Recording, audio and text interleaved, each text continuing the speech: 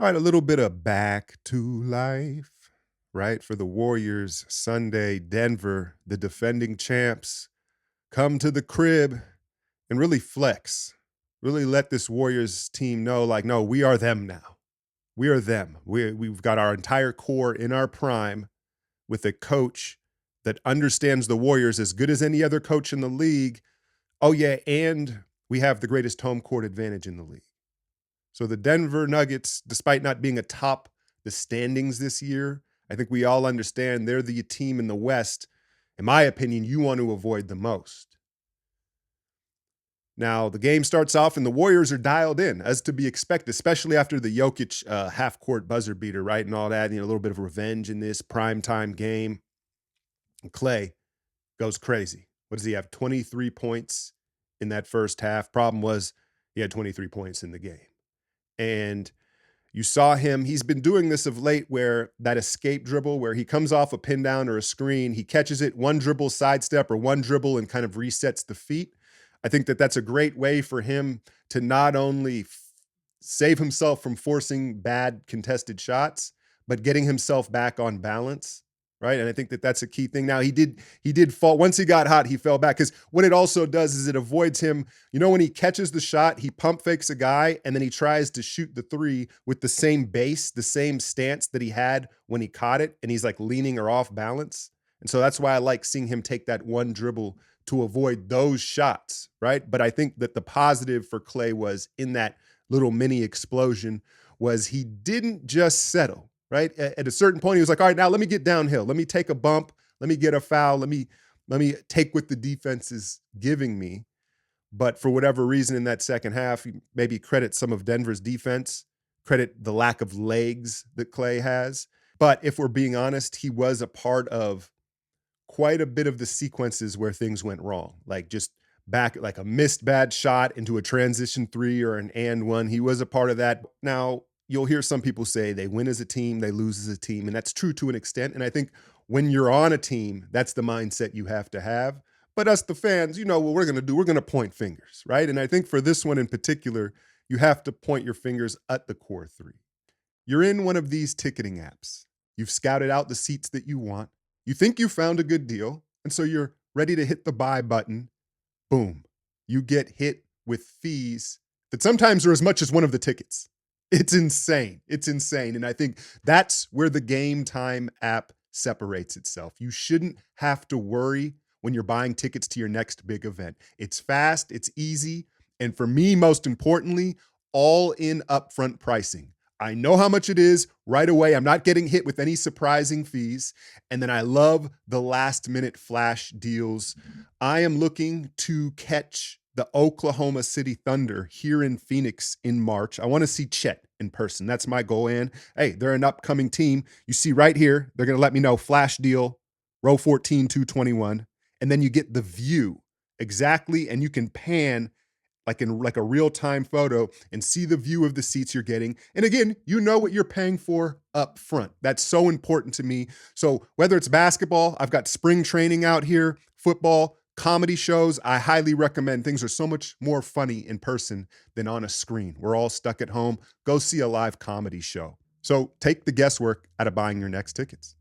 Download the Game Time app, create an account, and use the code ALCHEMY for $20 off your first purchase. Terms do apply, but again, download the Game Time app and redeem the code ALCHEMY for $20 off. Download the Game Time app for last-minute deals and the lowest prices guaranteed. Now, Clay carried us there in that first half for a little bit, but then he kind of got out of pocket as well. And if you really want to keep things simple, if Steph and Draymond are going to play that way, there's no way they're going to beat Denver.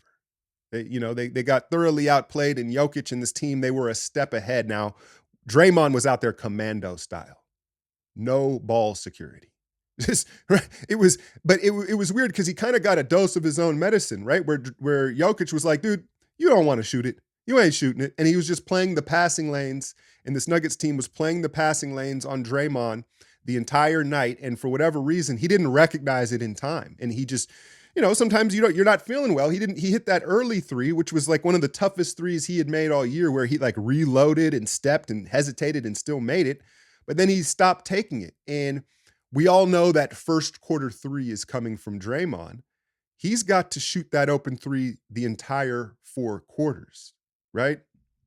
And I think that that is probably the biggest concern right now with this team. Yes, the vibes are up. They're playing better. The chemistry, the young guys are contributing. The rotations are better. But these fourth quarter collapses where I've heard the stat, they're the worst fourth quarter defense in the league. And, the stats are the stats, but sometimes it's just a symptom of something else, right? And to me, what I see is bad offense leading to bad defense, right? The bad defense essentially is bad transition defense and bad defensive rebounding. And a lot of that comes from this stagnant offense where we talked about this about a week ago. They're hunting Steph and Clay too much. There was the Kuminga turnover in Utah, right? Where he stared down Steph instead of just took the lane in the dunk. And then there was an example of it in yesterday's game. I think it was third quarter. Podziemski might have been late, early fourth. They come up with a turnover. Podziemski's pushing the ball, and I think we were all waiting for the lob or this little bounce pass drop off to Trace Jackson, who was running along his wing. And instead, he stared down Clay and swung it to the corner, and then we kind of had to reset, and we didn't even get a basket out of it. And it's a team-wide thing, whether it's Draymond and Podziemski, I think is probably just, listen, he's a smart kid. He knows where the bread is buttered, and he wants to appease to the vets of this team. You get it.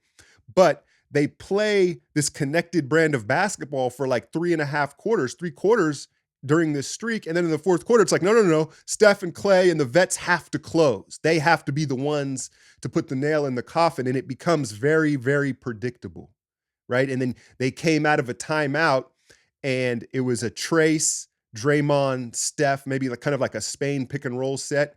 And Trace was wide open on the roll, and Jokic just sat on the pass back to Steph. It was like, oh, we know where this is going. So it's become very predictable. And I think that the idea that it's the defense is a little bit misleading when it comes to the fourth quarter woes. I think it starts with the bad offense, and then it leads to transition offense for the other teams. And then the size, right? Where teams hammer us on the offensive glass late, so they're getting extra possessions. Now, let's talk about this Denver team a little bit. In the two-time MVP, Nikola Jokic he's like Jason Voorhees, right? Like no matter how fast you're running, you turn around and you look and he's right behind you and he's just been walking, right? There's a spookiness to his game, man. And I'm of the belief that you don't worry about stopping him. You worry about attacking him. And I think therein lies maybe some of the rotation issues. You knew Looney was going to get some time on him, but you're not stopping him. Looney doesn't affect him at all, right? So that's why I think maybe you use Trace as someone to attack him. You're not going to stop him.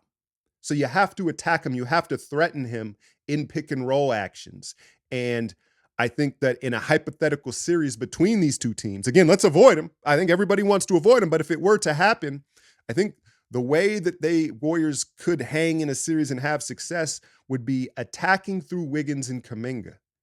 Denver's got it down where if you just attack Jokic through jump shooting and pick and roll perimeter stuff, they'll protect him enough, right? He's crafty enough and he'll play that cat and mouse game. You have to get downhill and challenge him at the rim. And that means more Wiggins and Kuminga, which you saw spurts of it, but ultimately, right, you got to hunt Steph and Clay down the stretch.